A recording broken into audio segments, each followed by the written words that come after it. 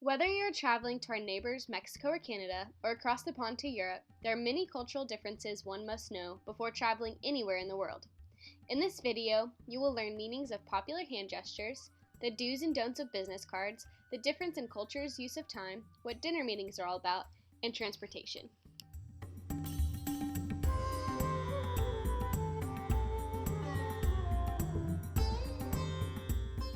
Did you know that the Texas Longhorn hand gesture, while an acceptable form of state or football pride, is offensive in countries such as Italy, Brazil, Colombia, Portugal, and Spain? It gives reference to the notion that men's wives have been stepping out on them. The classic, well-known American thumbs up sign usually signals an all good or good job. In Latin American countries, as well as West Africa, Iran, Iraq, and Afghanistan, this positive Western hand gesture is taken very offensive and refers to something along the lines of, up yours. The peace sign or V sign in Western cultures can have many meanings, from quiet please to a harmless signal of acknowledgement of another individual passing by. In Australia, the United Kingdom, Ireland, and New Zealand, this hand gesture signals a sign of defiance of authority. In Australia, Canada, the United Kingdom, and United States, the hand gesture of opening and closing your hand signals come here. It is used widely and very commonly. However, in the Philippines, this signal is very offensive and considered only fit for dogs. If a person is seen using this hand gesture, they can be arrested and punished by law. The OK sign in countries such as the United States, United Kingdom, Canada, and Australia simply is a sign of recognition of what someone has done. In Brazil, however, this common hand gesture gives reference to the Western hand gesture of the middle finger, taken as very rude and offensive.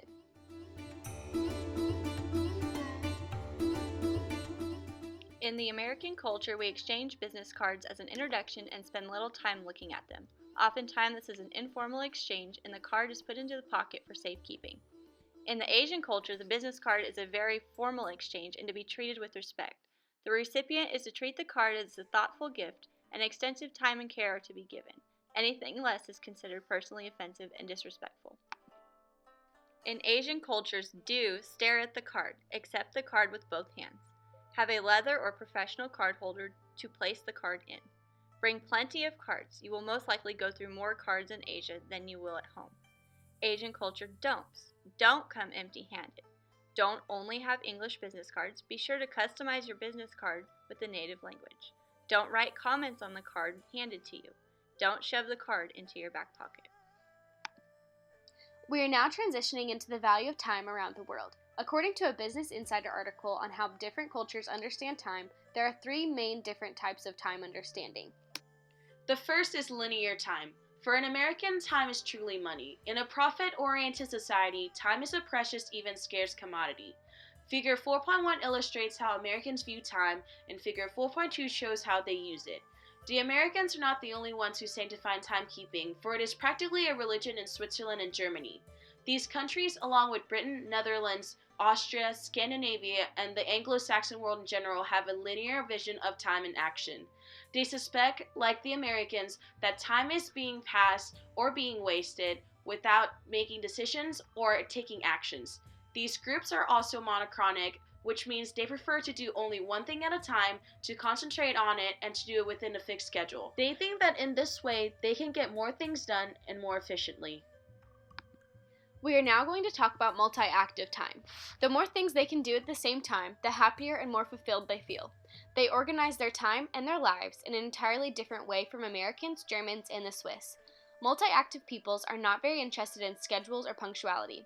They pretend to observe them, especially if a linear active partner or colleague insists on it, but they consider the present reality to be more important than appointments. In their ordering of things, priority is given to the relative thrill or significance of each meeting.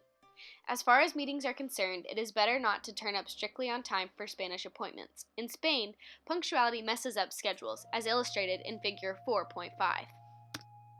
The last type of time we're going to talk about is cyclic time. Figure 4.6 compares the speed of Western action chains with Asian reflection. The American, German, and Swiss go home satisfied that all tasks have been completed. The French or Italian might leave some mopping up for the following day. John Paul Feig, author of A Common Core, Ties in Americans, describing the Thai attitude toward times, saw it as a pool one could gradually walk around. This metaphor applies to most Asians who, instead of tackling problems immediately in sequential fashion, circle around them for a few days or weeks before committing themselves. After a suitable period of reflection, tasks A, D, and F may indeed seem worthy of pursuing. Tasks B, C, and E may be quietly dropped. Contemplation of the whole scene has indicated, however, that task G, perhaps not even envisioned at all earlier on, may be the most significant of all. Cultures observing both linear and cyclic concepts of time see the past as something we have put behind us and the future as something that lies before us. In Madagascar, the opposite is the case. The Malagasy imagine the future as flowing into the back of their heads or passing them from behind, then becoming the past as it stretches out in front of them. The past is in front of their eyes because it is visible, known, and influential. They look at it, enjoy it, learn from it, and even play with it. The Malagasy people spend an inordinate amount of time consulting their ancestors, exhuming their bones, and even partying with them.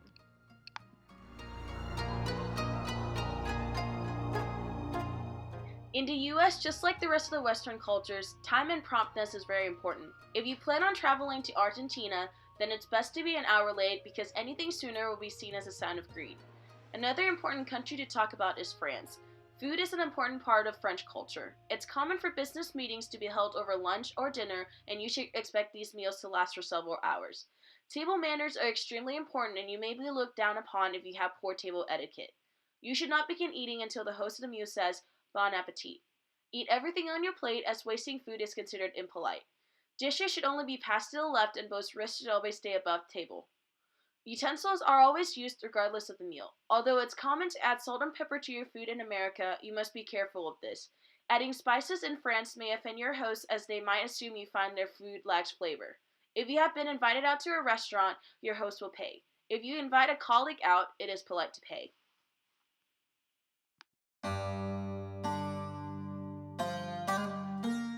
Transportation differs from country to country. Today, about 65% of the world's population lives in countries with right-hand traffic, and 35% of countries with left-hand traffic. About 90% of the world's total road distance carries traffic on the right, and 10% on the left. Right-hand traffic predominates across the continental landmasses, while the majority of the world's island nations and territories drive on the left. Hong Kong's Special Administrative Region is the city of Hong Kong and the surrounding areas. It ranks second in the world in infrastructure, including third for airport infrastructure and third for railways. In the 1990s, Hong Kong took part of nearby mountains to build a new airport off the coast. Singapore is a high-tech city-state that has been on the cutting edge of many innovations. The city is on the cutting edge with infrastructure by utilizing new audio-visual technology for public safety and live navigation technology for efficient bus routes. A bullet train is being developed that will take Singapore residents to Malaysia's capital city, Kuala Lumpur. The train should be finished by 2020 and it will go about 220 miles per hour.